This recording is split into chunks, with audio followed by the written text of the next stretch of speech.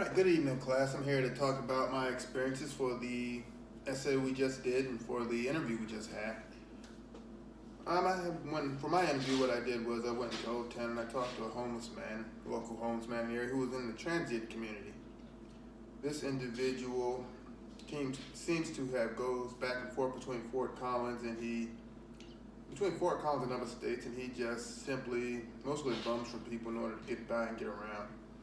And in my interviews with him, I talked to a man who seemed to be very laid back, very open and honest. And it was a dude who seemed to be pretty relaxed, but ultimately had a lot of bad shakes in life. And at times it didn't seem like he knew about the bad shakes in life, like the lack of opportunities for individuals who suffer from families with disabilities.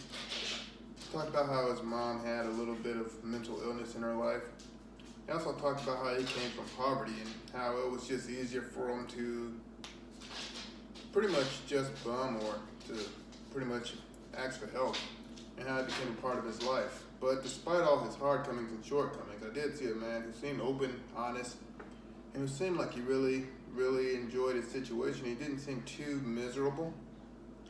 One thing I do notice is that in America, we seem to look down on the less fortunate, and that was one of the things he talked about without knowing it was that.